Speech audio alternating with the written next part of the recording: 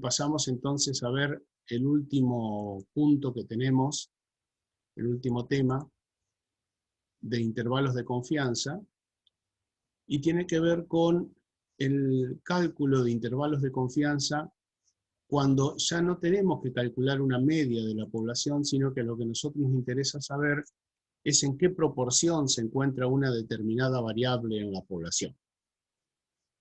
Recuerden que cuando hablábamos de la media poblacional, por ejemplo, intervalos de confianza para la media poblacional, nuestra media poblacional era una variable cuantitativa continua, o a lo sumo una variable discreta, como trabajábamos en binomial o Poisson, pero con un n suficientemente grande que me permitiera trabajar con una aproximación a la distribución normal.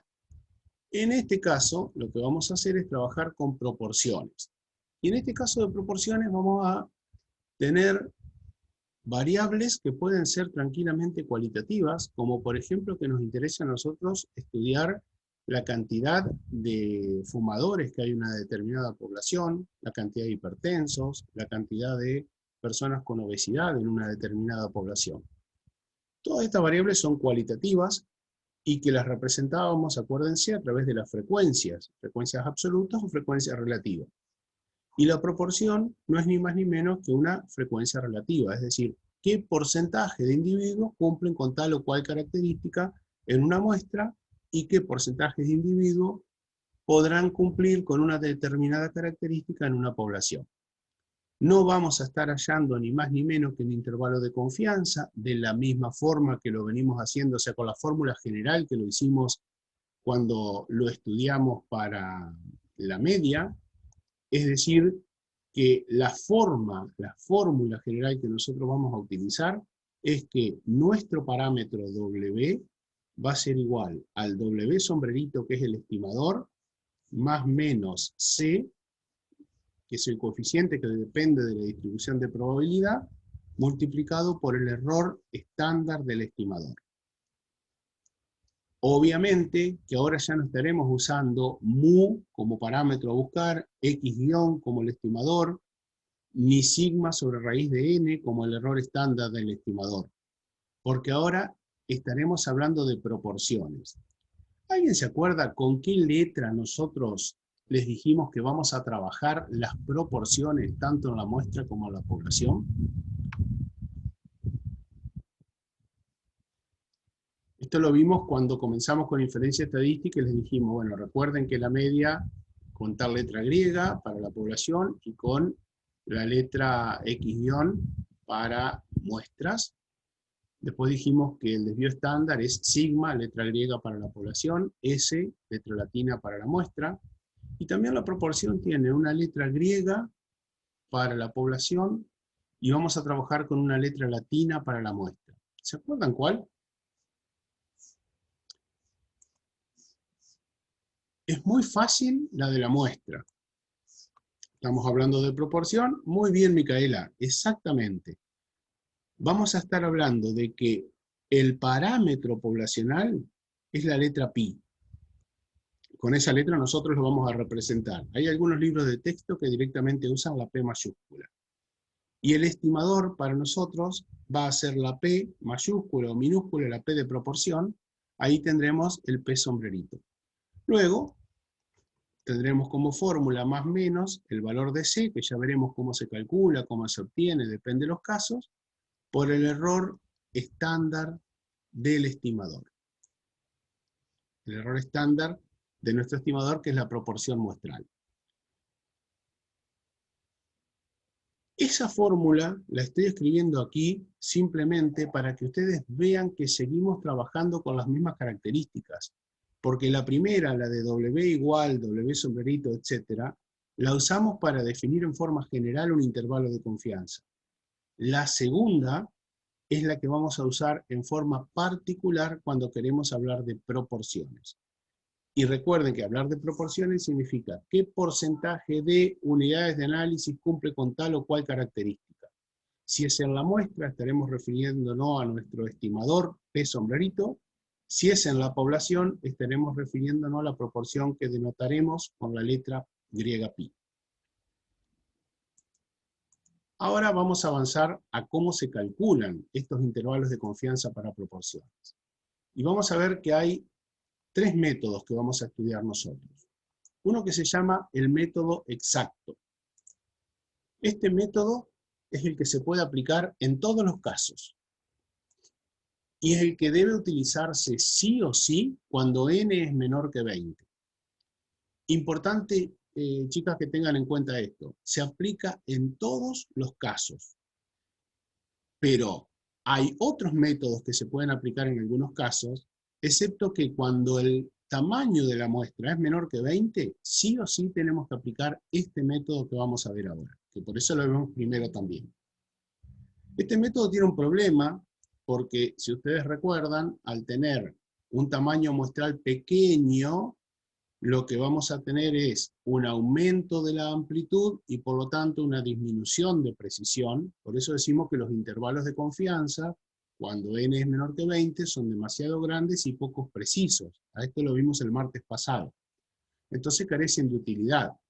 Pero ¿qué es lo que pasa? Que a veces, lamentablemente, tenemos que trabajar con una muestra que no tiene más de 20 elementos, por el motivo que sea. Y en ese caso caemos a este método.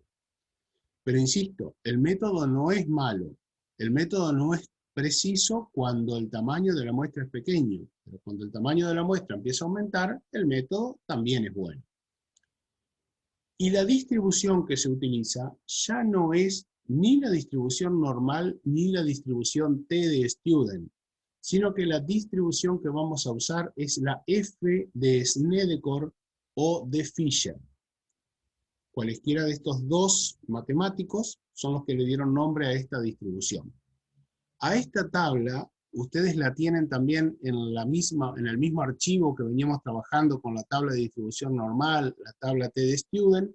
A continuación de eso tienen la F de Snedeker o de Fisher, es la tabla que está con el nombre tabla D, valores críticos de la distribución F de Fisher, y funciona de una forma similar a las anteriores porque lo que tenemos es una curva de distribución de probabilidad, un valor ahora de f, que es el que se distribuye en nuestro eje en vez de z o de t, y un área a la derecha de la curva, que es la probabilidad p, que está relacionada obviamente con el nivel de confianza con que nosotros vamos a trabajar. Después, cuando hagamos un ejercicio, vamos a ver cómo funciona, cómo trabajamos en la tabla con la f de Fisher. ¿Qué tiene como diferencia esta tabla? Lo voy anticipando. Que tiene ahora 2 grados de libertad. Tiene uno que está expresado en la primera columna y tiene otro grado de libertad que está expresado en la primera fila. Y en la segunda columna, pegadita a los grados de libertad, aparecen valores de P. P, relacionándolo con el gráfico, tiene que ver con áreas de la cola. Y lo que está en el interior de la tabla son valores de F. En ese caso funciona igual que la T de Student, que tenía los valores de T en el interior de la tabla. La diferencia era que Student tenía los grados de libertad en la primera columna y la probabilidad como encabezado de la fila. Como ahora se incorpora un nuevo grado de libertad, entonces tenemos que entrar con 3 valores. Pero ya vamos a ver, ya nos preocuparemos de esto al resolver un ejercicio.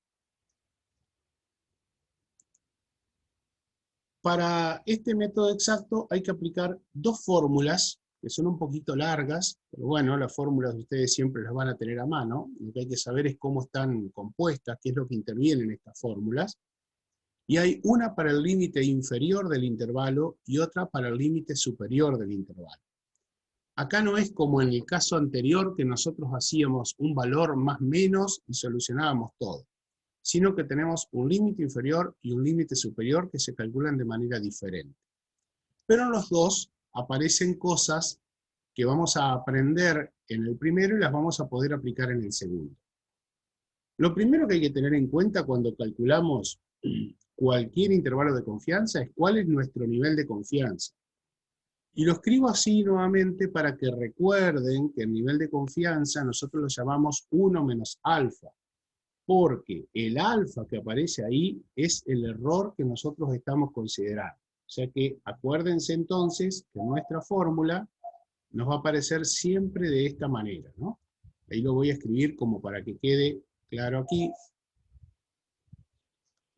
Ya cambio enseguida. Ahí vamos. Alfa es el error. De tal forma, acuérdense que venimos trabajándolo, que si el nivel de confianza es el 95%, ¿cuánto es alfa?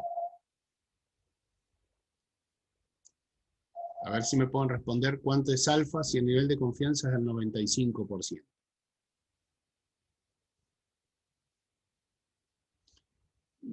Cuidado con eso que están poniendo, porque están poniendo 0,5, ¿no? 0,05. Alfa es el 5% o lo que es lo mismo 0,05. Por eso decimos que el nivel de confianza es 1 menos alfa. Eso es lo primero que aparece acá, que tenemos que tener en cuenta.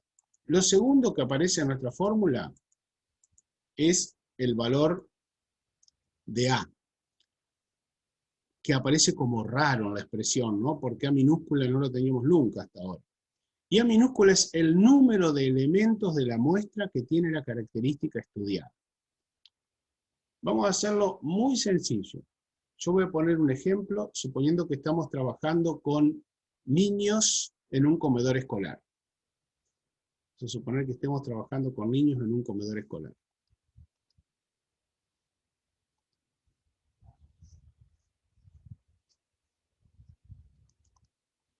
Y vamos a suponer que nosotros estamos trabajando con una muestra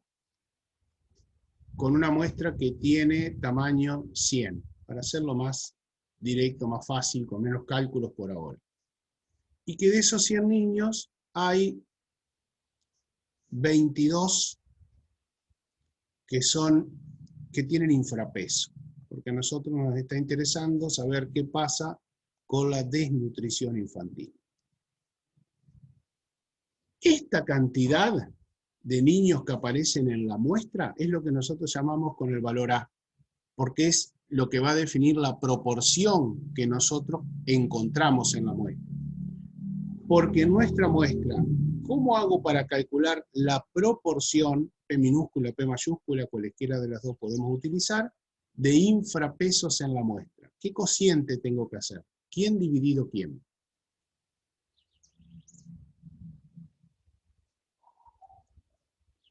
Esto es como si fuera, digamos, una tabla de distribución de frecuencias para una variable cualitativa, ¿no? ¿Qué cuenta tenemos que hacer para determinar la frecuencia relativa o proporción de infrapesos en la muestra?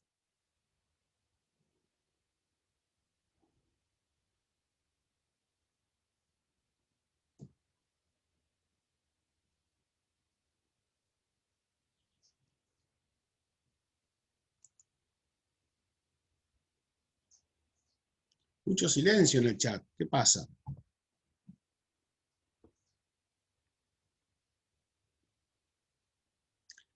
Sí puedo repetir, cómo no. Supongamos que estoy trabajando con una muestra de 100 niños y que en esa muestra de 100 niños yo encuentro 22 que tienen infrapeso,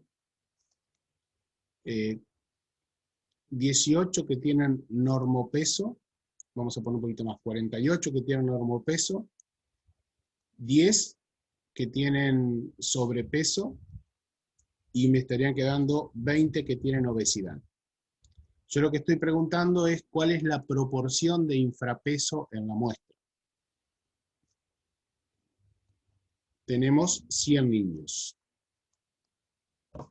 Bien, Valeria, 22 sobre 100. Eso es lo que para nosotros representa el valor de A, la cantidad de unidad de análisis que tenemos en la muestra con la característica que nosotros estamos estudiando. Fíjense, número de elementos de la muestra que tienen la característica estudiada. En este caso en particular que yo planteé, el número de unidad de análisis es 22. O sea que el valor de A va a ser 22. Siempre este valor de A va a ser más chico que el valor de N, porque va a ser una parte de la muestra. Fíjense que en este caso A es 22, pero después de esos 22 tenemos 48, más 10, más 20, que tienen otras características. ¿Se comprende acá lo que es A? Digo porque es un término que hasta ahora no había aparecido. Bien.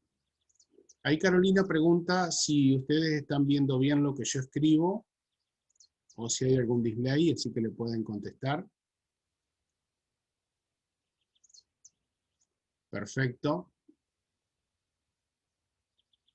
Bárbaro.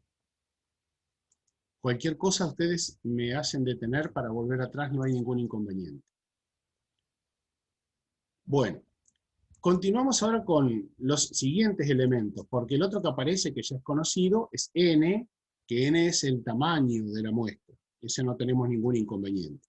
Entonces fíjense que en esta fórmula del límite, que si bien parece una fórmula larga, grande, rara, hasta ahora vemos que aparecen solamente dos cosas, el valor de A y el valor de n. Y después aparece este coeficiente, que es el que está relacionado con la distribución de probabilidad, como les decía yo, con la f de Snedeker o la f de Fisher, y que ese coeficiente sí tiene en cuenta el error, que está relacionado, como empecé diciéndoles más arriba, con el nivel de confianza, y a su vez con dos coeficientes más, que son los que se llaman grados de libertad, gamma 1 y gamma 2. Entonces ahora vamos a ver qué significan estos valores, porque estos valores gamma 1 y gamma 2 no son cualquier cosa, sino que se calculan, y se calculan en función de lo que ahora les voy a mostrar.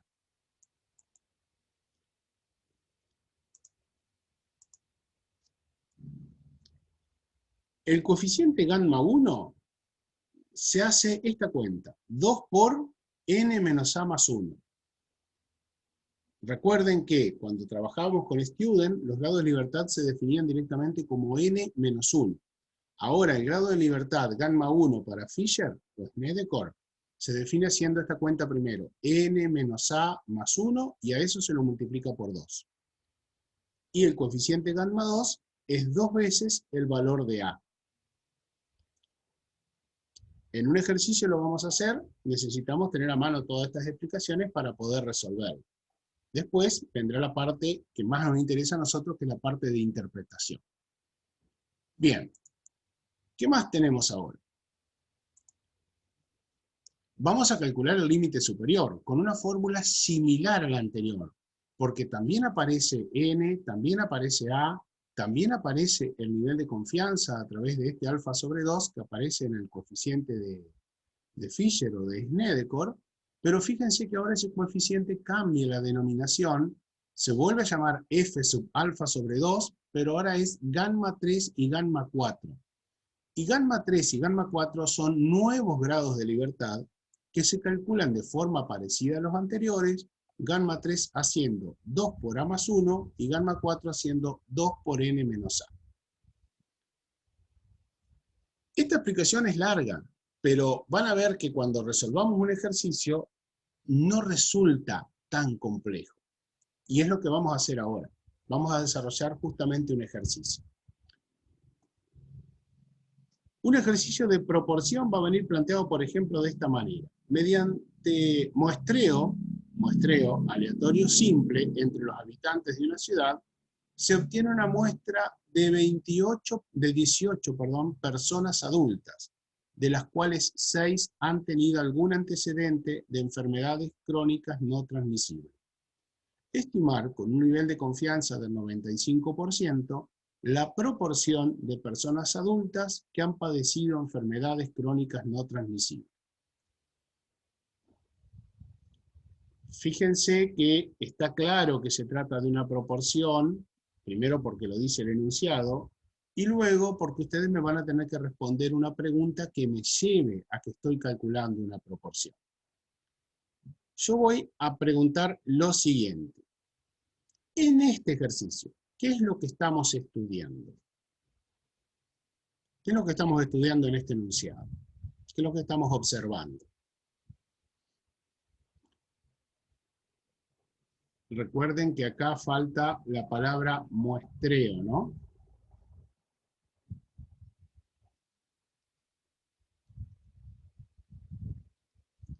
estamos observando en este ejercicio?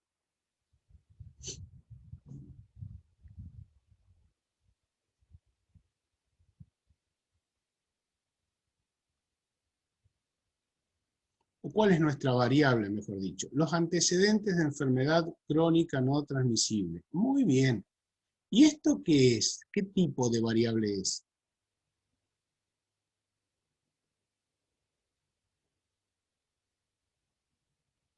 Es una variable quali. Bien, bien Carolina, bien Valeria, muy bien. Voy a señalar aquí cuál es nuestra variable. Una variable quali. Y como es una variable quali, no podemos hablar de media, no podemos hablar de desvío, solamente podemos hablar de la proporción o la frecuencia relativa con que esa variable la encontramos. ¿Hasta acá queda claro esto? Porque es una diferencia significativa con lo que veníamos trabajando antes. Muy importante, ¿no? Bien, perfecto. Ahora yo quiero que ustedes me digan a qué hacen referencia los datos que aparecen en nuestro ejercicio. Y como datos voy a decir este número 18 que representa, este número 6 que representa, y no voy a preguntar qué representa el último valor porque ya está definido que es el nivel de confianza del 95%. Entonces, ¿qué representa 18? Carolina, no sé lo que quisiste decir, pero no es la muestra, sino que es el tamaño muestral, bien lo que pone Valeria, bien lo que pone Estefanía, lo que puso el resto que se me desapareció ya en el chat, es el tamaño de la muestra, n igual 18, y en esa muestra hay 6 que han tenido la característica que nosotros estamos observando, y es efectivamente, como ustedes bien identificaron, el valor de A. Fíjense que no es nada complicado identificar ese parámetro nuevo A que aparece, porque son, dentro de todas las personas que integran la muestra, cuáles son las que tienen la característica que nosotros estamos estudiando. Y en consecuencia, yo puedo armar entonces mi matriz de datos o mostrar cuáles son los datos que tengo, ¿no? N igual 18, A igual 6, alfa 0,05, y yo agregué acá, simplemente para que ustedes tengan una idea, nada más, no es porque lo vayamos a usar, P, la proporción en la muestra. Y me dirán, ¿y de dónde sacó Sergio que P es 0,33? Simplemente porque hice la cuenta 6 sobre 18.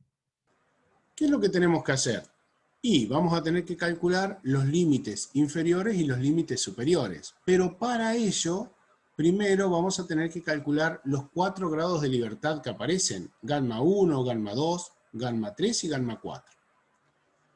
Yo les decía hoy que las fórmulas son un poco largas cuando uno las mira, pero después son bastante sencillas de aplicar. Observen, por ejemplo, lo que sucede con gamma 1, ¿no? Es 2 por, esto sí tiene que estar entre paréntesis, n menos a más 1. Bueno, reemplazamos n y a por sus valores y nos queda 18 menos 6 más 1. 18 menos 6 más 1 da por resultado 13. Eso multiplicado por 2 nos da por resultado 26. Y el otro es más simple todavía de calcular porque es 2 veces el valor de A, como A vale 6, el valor de gamma 2 es 12. Con estos dos valores nosotros vamos a entrar en la distribución F a calcularlo, pero eso lo haremos en el próximo paso, porque antes vamos a dejar preparado también el cálculo de gamma 3 y gamma 4. Para gamma 3 tenemos que hacer 2 por A más 1. Como A vale 6, entonces nos queda 2 por 7, 14. Incluso son cálculos sencillos para realizar, ¿eh? Lo que sí entiendo son muchos. Y después gamma 4, que es 2 por n menos a, 18 menos 6 es n menos a, que es 12, multiplicado por 2 da 14. Entonces vamos a ingresar primero con 26 y con 12 para obtener el coeficiente f que va a intervenir en el límite inferior. Y luego vamos a ingresar en la tabla con 14 y 24 para poder obtener el coeficiente f que va a estar en el límite superior. Yo lo que les pido es que busquen, que tengan a mano las tablas de la F de Snedeker o F de Fisher, que están en el mismo archivo que veníamos trabajando antes con la distribución normal y la distribución T de Student. Cuando ustedes las tengan a mano, que es esta tabla, vamos a trabajar enseguida con ellas. Tenemos que buscar dos veces en la tabla, ¿no? Uno para determinar el coeficiente de f que interviene en el cálculo del límite inferior, que lo hacemos con alfa sobre 2, gamma 1 y gamma 2. Y luego con el valor de f que aparece para determinar el coeficiente que interviene en el cálculo del límite superior, en el cual necesitamos alfa sobre 2 otra vez, gamma 3 y gamma 4 que acabábamos de calcularlo hace un ratito. ¿Pudieron encontrar la tabla?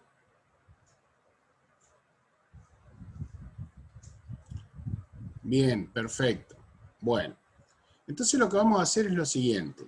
Ustedes me van a seguir. Yo acá ya la tengo marcado porque me quedó mal armado, me anticipé con el resultado, pero necesitamos buscar estos dos grados de libertad que aparecen acá. Necesitamos buscar 26 y 12. ¿Dónde los vamos a buscar? Al primero, a gamma 1, lo vamos a buscar en la cabecera de la tabla. Y a gamma 2 lo vamos a buscar en la primera columna de la tabla. Si ustedes se fijan en la cabecera, no aparece 26. Tenemos 10, 12, 15, 20, 25, 30. Entonces tomamos el valor más próximo que tengamos, que en este caso es 25. Ese es el valor primero que vamos a tomar. Luego vamos a elegir el grado de libertad 12, que aparece en la primera columna de la tabla, y fíjense que correspondiente a cada grado de libertad que nos aparece en las filas, nos aparecen 5 valores de probabilidad diferente. Estos valores de probabilidad que aparecen acá son los que corresponden a alfa sobre 2. O sea, en esta columna de P, nosotros tenemos los valores de alfa sobre 2. Entonces, como nosotros tenemos que el grado de libertad que debemos buscar es 12, y a ese grado de libertad le corresponde una probabilidad de 0,025, que es la mitad del error, que viene definida por el nivel de confianza, entramos con 12 y 0,025. Y seguimos la línea horizontal. Y nos encontramos con el valor correspondiente en la línea vertical del primer grado de libertad, que era 26, y nosotros adoptamos 25. Y tienen que encontrar este valor de 3,01. ¿Llegaron a él? Muy bien. Entonces encontramos que nuestro primer valor efectivamente es 3,01. De la misma forma, vamos a trabajar en la tabla con el otro valor. Yo lo que voy a hacer ahora es trabajar al revés. No les voy a mostrar cuál es el resultado, simplemente les voy a decir que tenemos que trabajar en esa tabla con el primer grado de libertad, el que van a encontrar en la cabecera, 14. Y lo ponemos. El primero, 14. El segundo, el que trabaja en la columna, 24. Y nuevamente tenemos que trabajar con alfa sobre 2 igual 0,025. Entonces, ustedes busquen estos valores, 14 en la cabecera, 24 en la primera columna, en este renglón de probabilidad, y me dicen cuánto les da, y después lo corroboramos nosotros juntos en la tabla.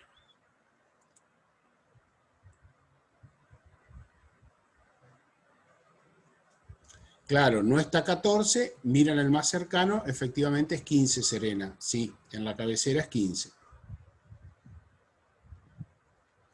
Ahí están respondiendo 2,44, que si mal no recuerdo es el resultado correcto. Bueno, ahora lo vamos a ver. Es una tabla nueva, una tabla diferente a la anterior, pero no por esto una tabla que les tenga que resultar complicada, ¿no? Simplemente es acordarse de un mecanismo diferente. Efectivamente, el valor que aparece en la tabla es 2,44 y ese es el que define el valor de f que interviene en el límite superior. 3,01 el que interviene en el límite inferior, 2,44 el que interviene en el límite superior. Una vez que hicimos el trabajo de tablas, vamos con los valores que tenemos a calcular el límite inferior y luego el límite superior.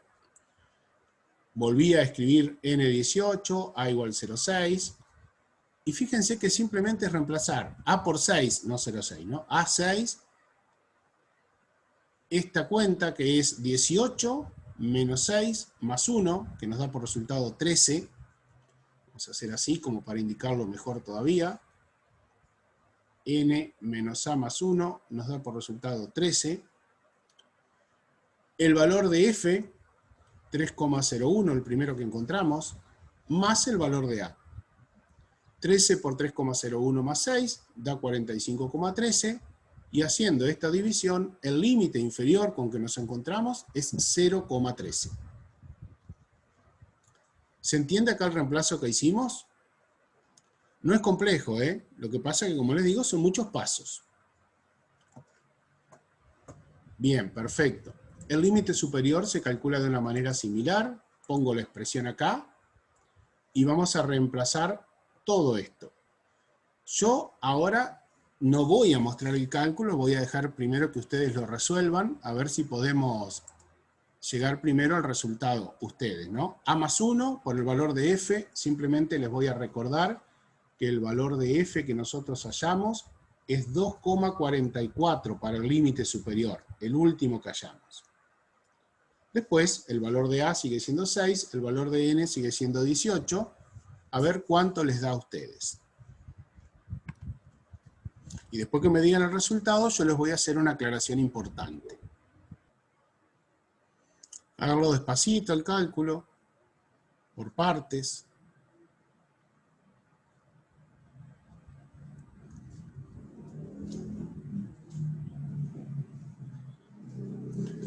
$0,26 dice Serena que dio por resultado. Ahora lo revisamos. 0,37 dice Valeria. Bueno, miramos a ver qué es lo que pasó. 0,37 dice Catalina. Hay dos coincidencias ahí. Veremos simplemente el reemplazo. A más 1 da por resultado 7, o sea que en el numerador tiene que ir 7 por 2,44. Y en el denominador n menos a, que es 18 menos 6, 12, más otra vez 7 por 2,44. La cuenta es 17,08 dividido 29,08 y esto da por resultado 0,59. No sé en qué se pudieron haber equivocado, seguramente han realizado cálculos sin utilizar paréntesis en la calculadora, lo cual cuidado que si lo hicieron a todo el resultado de una, está mal. Si yo a esto lo tengo que resolver en la calculadora, tengo que ser muy cuidadoso y escribir así, miren. 7 puedo poner por 2,44 porque no hay una suma, pero después cuando pongo en la calculadora dividido, ahí estoy obligado a poner un paréntesis. Bueno, acá, claro, Serena dice que se equivocó, que puso 6 menos 1, ¿se entiende? Sí, Valeria, ¿tenés una pregunta para hacer? Pero cuidado, Valeria, porque esto no es 19 por 2,44. Es 12 más 7 por 2,44.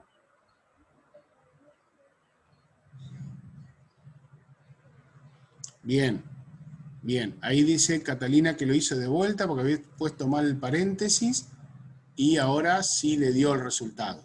Perfecto.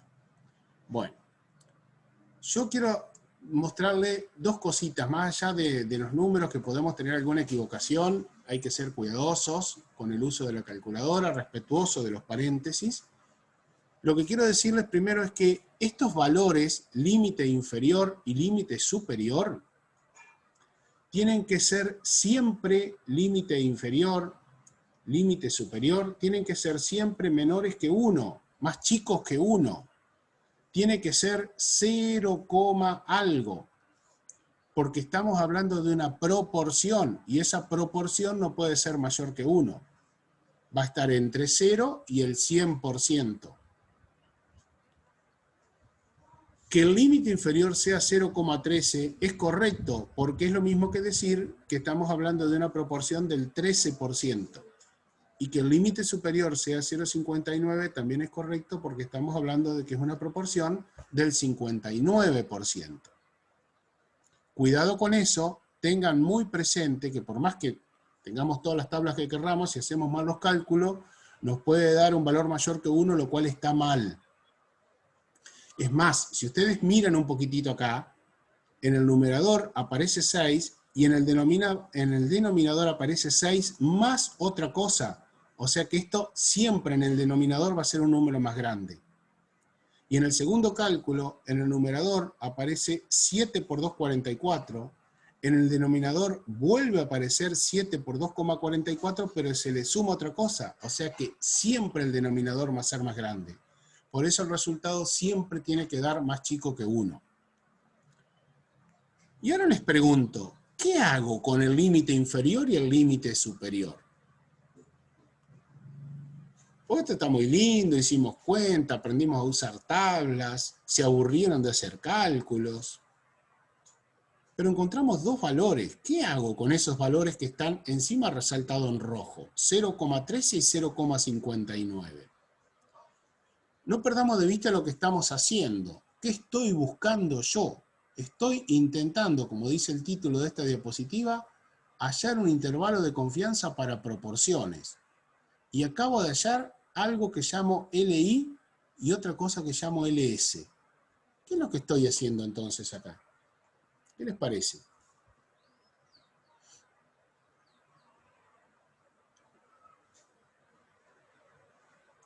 ¿Qué son estos dos valores que acabamos de hallar, 0,13 y 0,59?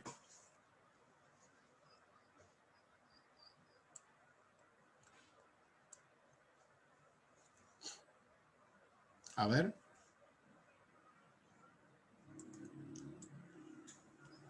La pregunta es bastante obvia, chicas, ¿eh?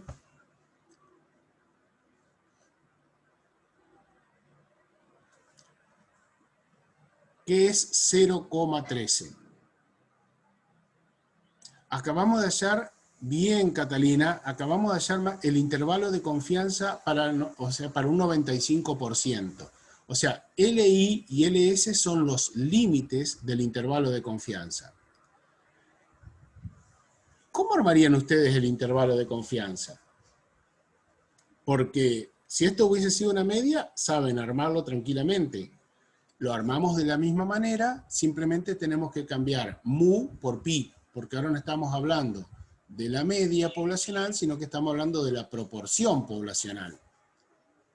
Y entonces, nuestro intervalo queda armado de una forma muy parecida a lo que veníamos armando antes. La probabilidad de que la proporción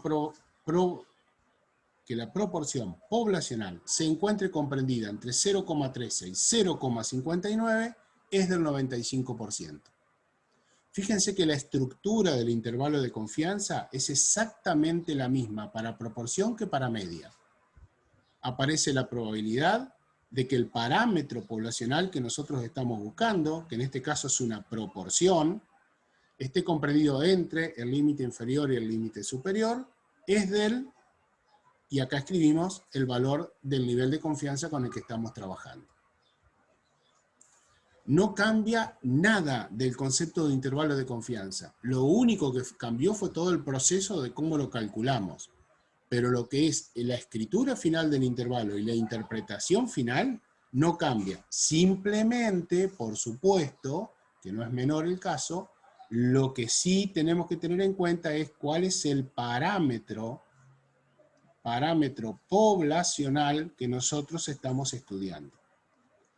Cuidado, porque si ustedes hacen todo esto y en vez de poner pi ponen mu, estarían equivocándose. Pero si lo tienen que escribir, no se van a equivocar porque ahí lo que van a poner es la proporción en la población. ¿De qué? De personas con antecedentes de enfermedades crónicas no transmisibles. ¿Se comprende esto?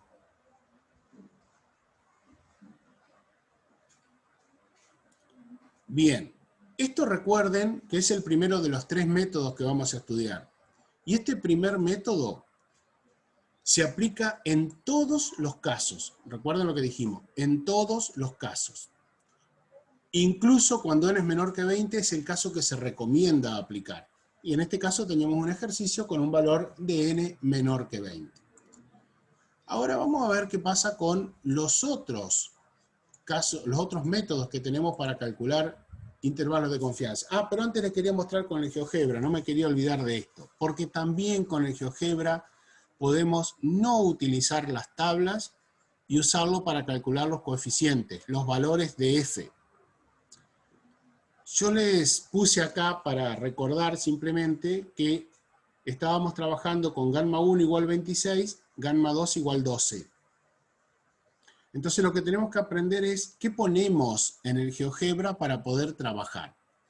Primero nos vamos en la parte de distribución y elegimos la distribución F. Cuando elegimos distribución F, GeoGebra nos pregunta cuál es el grado de libertad 1 y cuál es el grado de libertad 2. En esos casilleros escribimos 26 y 12.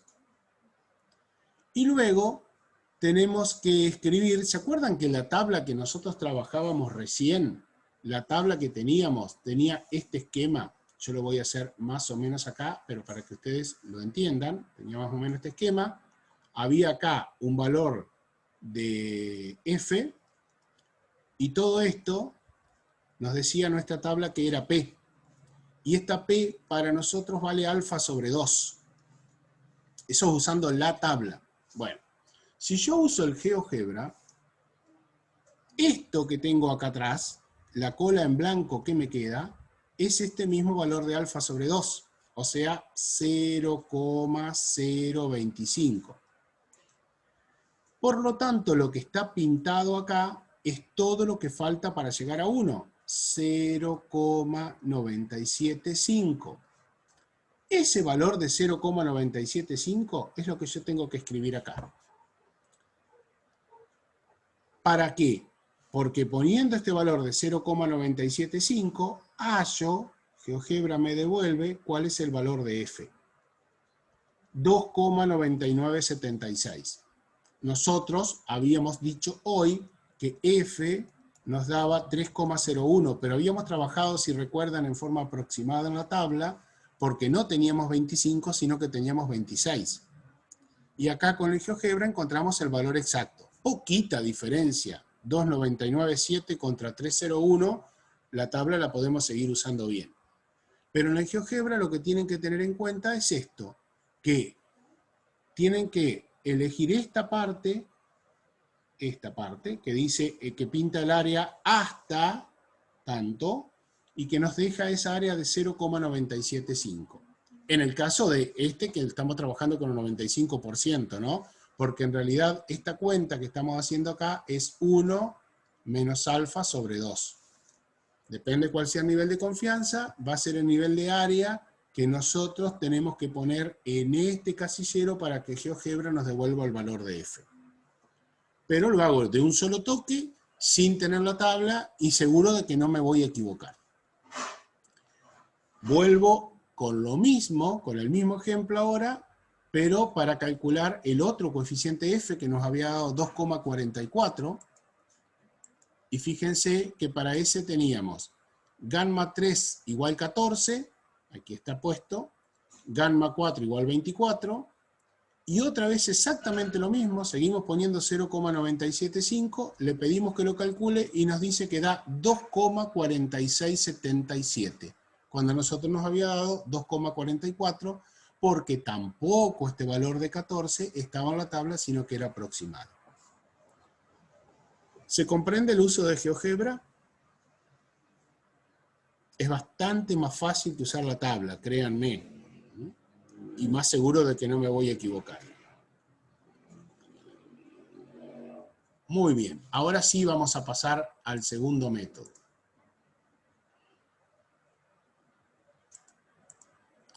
El segundo método es de aproximación a la distribución normal. Vuelve otra vez ahora a aparecer la distribución normal. Pero bueno, son cosas más sencillas, más cercanas a lo que nosotros ya conocemos. Ya no aparece este F que teníamos recién. ¿Cuándo se aplica? Cuando la proporción poblacional es mayor que el 5% y menor que 0,95. Esto quiere decir que cuando la proporción en la población de lo que yo estoy buscando no es raro, porque si fuera raro, esa proporción sería más chica que el 5%, y ahí caeríamos en el tercer caso, que ya pueden estar pensando, por lo que les estoy diciendo yo, que el tercer caso se relaciona con Poisson. El segundo tiene más relación con la binomial, cuando estamos hablando de que la proporción en la población es más grande que el 5% o menor que el 0,95. Tenemos que tener en cuenta que esta la podemos aplicar cuando n es mayor que 30, cuando el tamaño de la muestra es mayor que 30, y se puede aplicar porque se considera que la proporción muestral se distribuye normalmente en el muestreo. La misma consideración que hacíamos con las medias muestrales. Aquí se define que el valor esperado de la proporción muestral es pi, de la misma forma que decíamos que el valor esperado de la media muestral es mu. Eso lo habíamos escrito cuando hicimos los intervalos de confianza para la media. Y el error estándar de la proporción muestral se lo define de esta manera. La proporción en la población por 1 menos la proporción en la población sobre n. Pero como generalmente nosotros no conocemos la proporción en la población, trabajamos con el error estándar del estimador basándonos en la proporción de la muestra. Y entonces nuestra fórmula va a ser raíz cuadrada de la proporción P por 1 menos P, en la muestra estamos hablando, sobre N. Ese P, muchas veces nosotros lo podemos reemplazar a 1 menos P por Q. Ya estamos hablando de la proporción, en el caso que hoy les decía, los niños con infrapeso, que era 22%, 22 sobre 100, lo contrario sería 78%, eso sería Q sombrerito, y entonces nuestra fórmula nos puede quedar más compacta, haciendo que el error estándar del estimador sea la raíz cuadrada de P sombrerito por Q sombrerito sobre N. Recordando que P sombrerito es la proporción de lo que estamos estudiando en la muestra, y Q sombrerito es la proporción contraria de lo que estamos estudiando en la muestra, y que N es el tamaño muestral.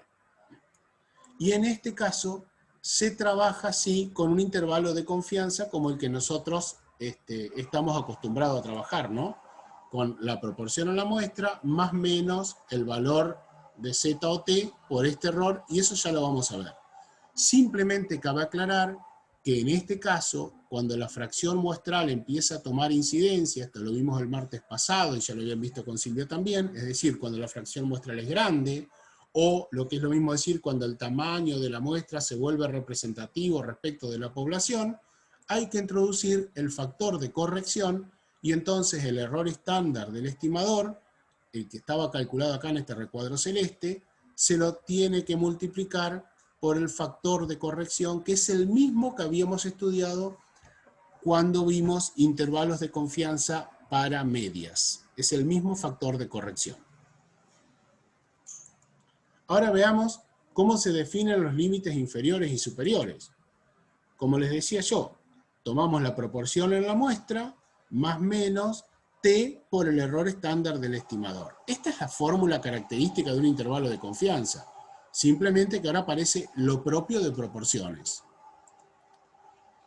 Teniendo en cuenta que alfa sale otra vez de la definición del nivel de confianza, P, sombrerito, es la proporción en la muestra que tiene la característica estudiada, Q es la proporción contraria, como les decía recién, N es el tamaño de la muestra, y el valor de T será la T de Student, ni más ni menos, teniendo en cuenta que gamma son los grados de libertad que vuelven a calcularse, como ya lo sabemos, haciendo n-1. Y vale una aclaración de que cuando el tamaño de la muestra es mayor que 200, en vez de trabajar con la distribución T de Student, podemos reemplazarla por la distribución normal y trabajar directamente con Z en vez de T. Ahora yo les voy a hacer una pregunta, que está relacionado con lo que ya estudiamos para intervalos de confianza para medias, ¿no? ¿Por qué aparece T en esta fórmula? ¿Por qué estará el parámetro T de Student? Para responderme esto, piensen por qué aparecía el parámetro T en el intervalo de confianza para medias. ¿Cuándo aparecía el cálculo con la T de Student en intervalos de confianza para media? Cuando ocurría ¿qué cosa?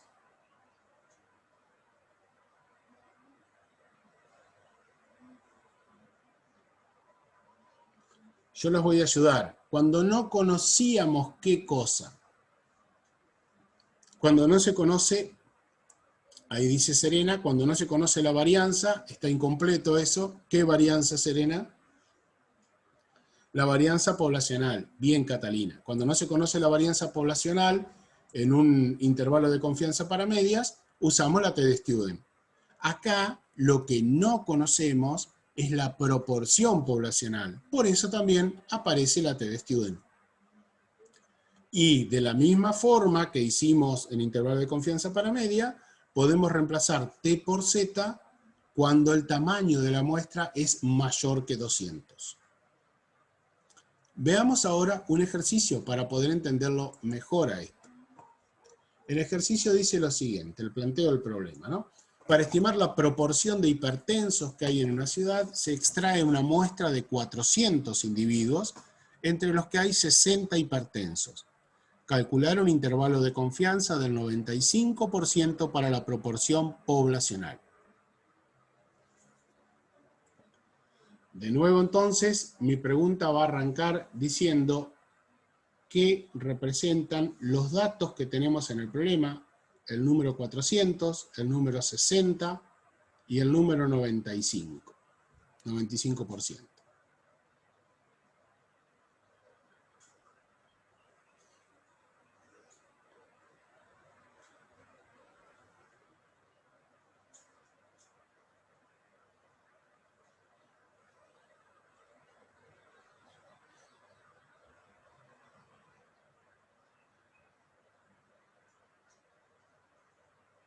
400 el tamaño muestral, muy bien. A60, muy bien. Y, o sea, la cantidad de individuos con la característica estudiada, 60.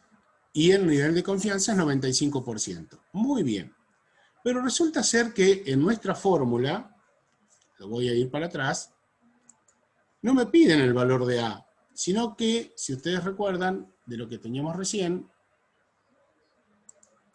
a mí lo que me están pidiendo es el valor de P, que es la proporción en la muestra.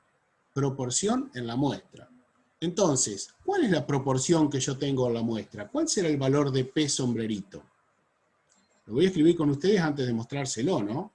Para que vean cómo lo calculo. ¿Cómo hago el P sombrerito? ¿Qué proporción de hipertensos tengo en la muestra? Acuérdense, proporción es sinónimo de frecuencia relativa. Si ustedes lo toman así, lo van a poder calcular fácilmente.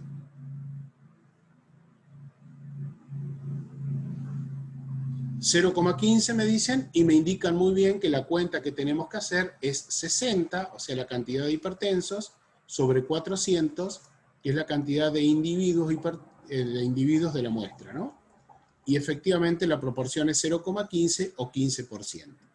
Digo esto porque a veces no aparece el dato de la proporción, sino que como en este ejercicio aparece cuántos individuos hay. Entonces la proporción tenemos que calcularla. Pero hagan esto, recuerden, frecuencia relativa, es lo mismo que proporción, son sinónimos. Bueno, nuestros datos entonces son estos valores que decíamos recién, y esto nos permite entonces avanzar después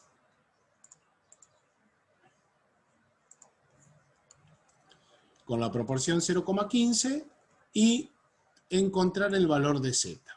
Yo me anticipé, capaz ustedes lo vieron, pero yo quiero preguntarles cómo hacemos para calcular el valor de z. Y voy a trabajar con z porque n es mayor que 200, entonces no necesito la t-de-Student. Ya los valores son similares entre la t-de-Student y la distribución normal para el valor z. ¿Cómo hago para calcular z? ¿De dónde saldrá el valor z?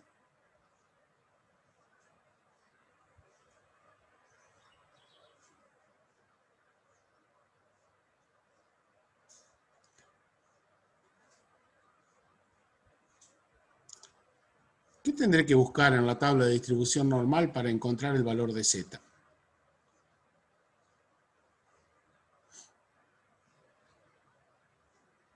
Recuerden esto, ¿no? Estoy trabajando con un nivel de confianza del 95%. Nivel de confianza del 95%. Entonces, en nuestra tabla de distribución normal, el 95% va a ser este valor central de la distribución. Por lo tanto, nos va a dejar a izquierda y a derecha 0,025, o sea, 5% dividido 2, 0,025. Entonces, en la tabla de distribución normal, debo buscar el área más próxima a este valor, a 0,025, en el interior de la tabla. Y ahí, valores de Z. O lo puedo hacer con GeoGebra, pero también tengo que buscar en distribución normal este valor. Y ahí me voy a encontrar efectivamente que ese valor es 1,96. ¿Lo encontraron en la tabla de distribución normal?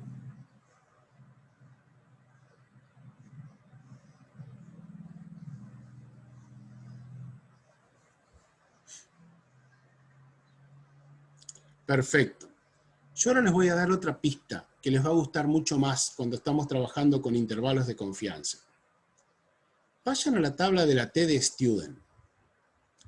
Esa que está en el mismo archivo que la de distribución normal, que la F de Fisher y demás.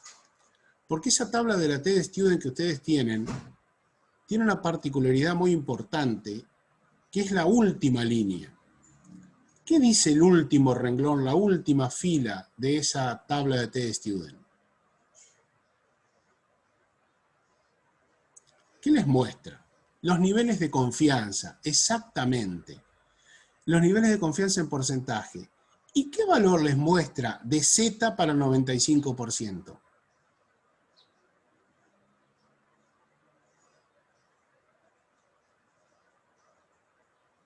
1,96. O sea que miren la pista que le estoy dando. Pueden usar esa tabla de la T de Student porque es una tabla muy especial que reúne los niveles de confianza para valores de Z.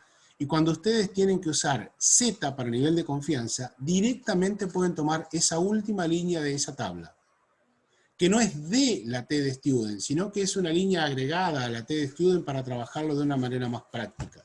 Es muy útil esa, pero ahora que conocen el mecanismo yo se los puedo decir. Antes no. ¿Está? O sea que podemos trabajar con esa última línea sin ningún tipo de problemas. Y ya que están en esa tabla, fíjense qué pasa con los valores de T para un grado de libertad de 399, o lo más próximo que ustedes tengan. ¿Cuánto da el valor de T para grados de libertad cercanos a 400? O sea, si yo tuviera que buscar un valor de T para 0,025, que es alfa sobre 2, y 399, que son los grados de libertad. ¿Cuánto da aproximadamente? Lo más cercano que tengan, ¿no? La columna de 0,025 es la misma que corresponde al nivel de confianza de 95% que tienen en esa tabla, o sea que también lo pueden buscar de abajo para arriba la columna. Y el renglón correspondiente lo más cercano a 399. Seguro que les va a dar un valor próximo a 1,96. ¿Ven? 1,984. La diferencia es muy chiquita. Por eso cuando n es mayor que 200 podemos trabajar indistintamente con Z o con T. Una vez que tenemos los datos identificados, que tenemos el valor de la proporción calculado, si es que no aparece en el ejercicio, sino que tenemos que calcularlo como recién, una vez que hallamos el valor de Z, estamos en condiciones de hallar directamente la expresión del intervalo de confianza, reemplazando por los valores que acabamos de calcular. Es decir, 0,15 para la P, 1,96 el valor de T, Adentro de la raíz en el numerador va P por Q de la muestra. Si P es 0,15, entonces Q es lo que falta para llegar a 1, la probabilidad contraria, 0,85, y dividido el tamaño de la muestra. Si hacemos esta cuenta, obtenemos 0,15 más menos 0,035. Recuerden que esto estaba bueno indicarlo así porque me da una idea de la semi-amplitud del intervalo, pero la respuesta final sería restar y sumar para obtener los límites y escribirlo en términos de probabilidad, y diríamos entonces que la probabilidad de que el verdadero valor de la proporción poblacional de hipertensos esté comprendido entre 0,11 y 0,18 o entre el 11% y el 18% es del 95%. Ya una vez que tenemos los cálculos realizados, nuevamente tenemos la misma estructura del intervalo de confianza que para media, la que vimos antes para proporción en el primer método, y la misma interpretación, solo tenemos que tener en cuenta que estamos calculando ahora proporción poblacional. Nada más que eso. Este mismo ejercicio se puede hacer muy fácil en GeoGebra, pero cuando digo muy fácil, es muy fácil, ¿eh?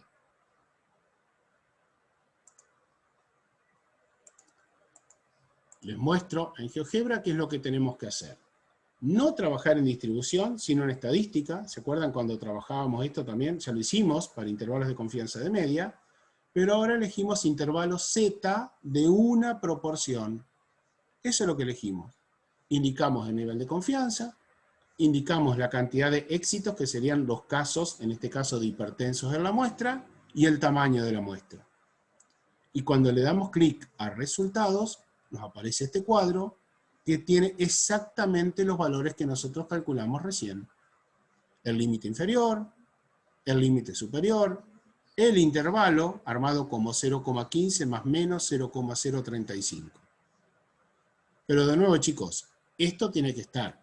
Si yo no sé hacer esto, por más GeoGebra que tenga y seguridad en el cálculo que me ofrece, no puedo resolverlo.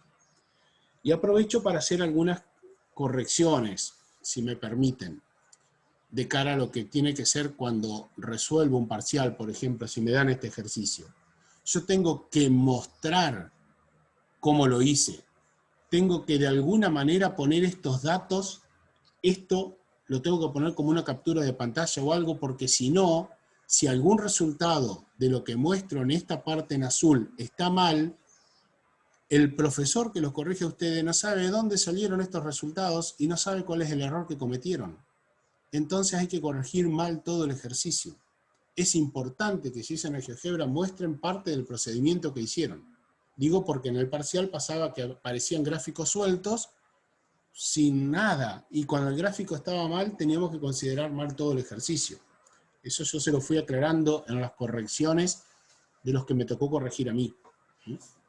Pero es importante esto, por más que tengamos el GeoGebra, mostrémoslo. Pasamos al último método, que se llama el método del parámetro de Poisson, que se aplica cuando estamos en presencia de un suceso raro que sigue una distribución de Poisson, o sea, una proporción rara en la población. Y esa proporción poblacional tiene que ser ahora menor que el 5% o mayor que el 95%. Es muy raro que ocurra, o muy raro que no ocurra. Y también se aplica cuando n es mayor que 20. Recuerden que si n es menor que 20, sí o sí vamos al primer caso, ¿eh? Para aplicar el método del parámetro de Poisson hay que calcular, casi como en el primer caso, dos límites, el límite inferior y el límite superior, que tienen fórmulas separadas. O sea, no tiene otra vez la estructura de intervalo de confianza conocida como en el método de la aproximación a la normal, sino que tenemos que calcular un límite inferior y un límite superior. Y nos aparecen ahora dos cosas raras. Una, la B mayúscula, que va a ser fácil de entender, y la otra es esta distribución, que ya no es ni la Z, ni la T, ni la F, sino que ahora se llama distribución chi cuadrado. Distribución chi cuadrado. Se escribe de esta manera, chi guión cuadrado. y corresponde a esta letra, que es la letra griega, Ji o Chi, más conocida, que es como una X mayúscula. Fíjense que para trazarla hacemos una diagonal y luego hacemos esta parte de la X en curva, ¿sí? Y nos queda la letra Chi. Esta distribución de Chi cuadrado se usa muchísimo para tablas de doble entrada, para determinar si hay asociación o no entre variables. Lo van a usar mucho en epidemiología ustedes, y es una distribución que les vamos a presentar ahora a continuación. Y también, por supuesto, se puede resolver usando GeoGebra, ni hablar.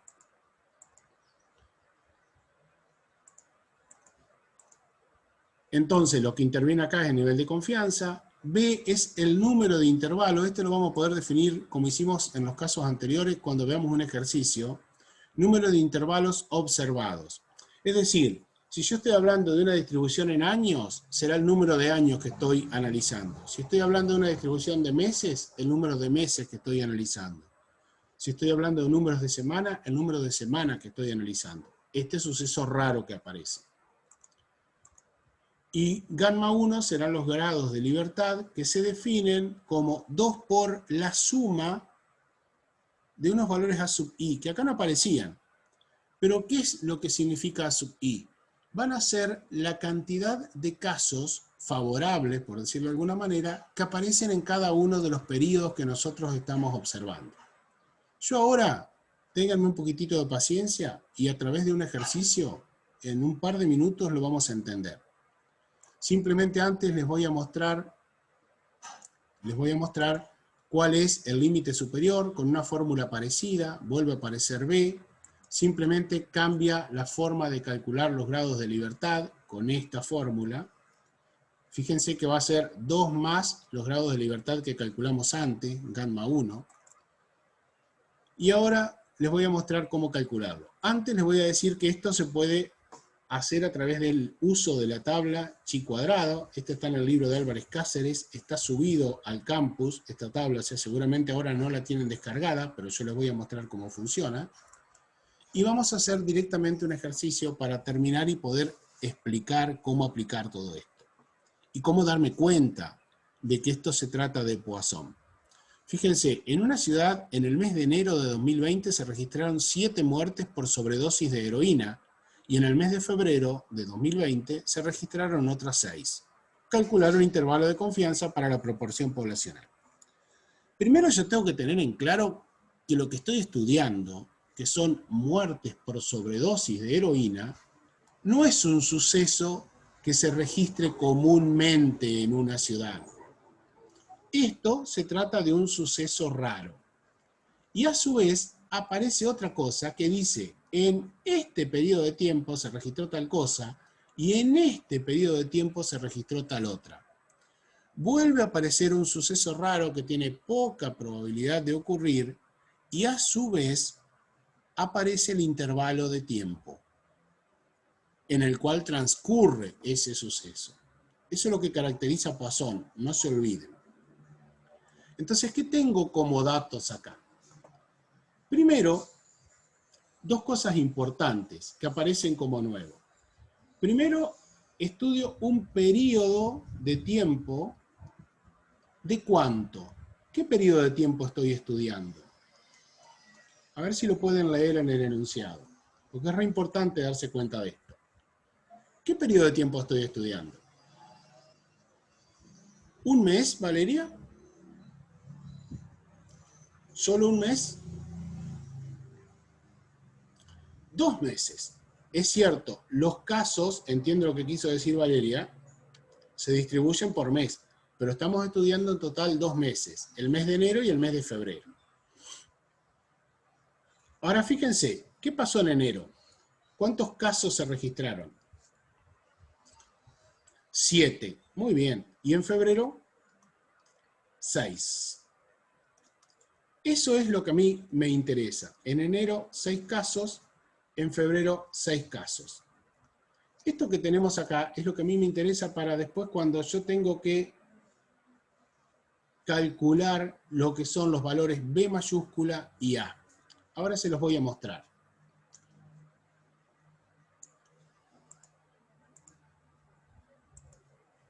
Vamos a ver nuestros datos primero.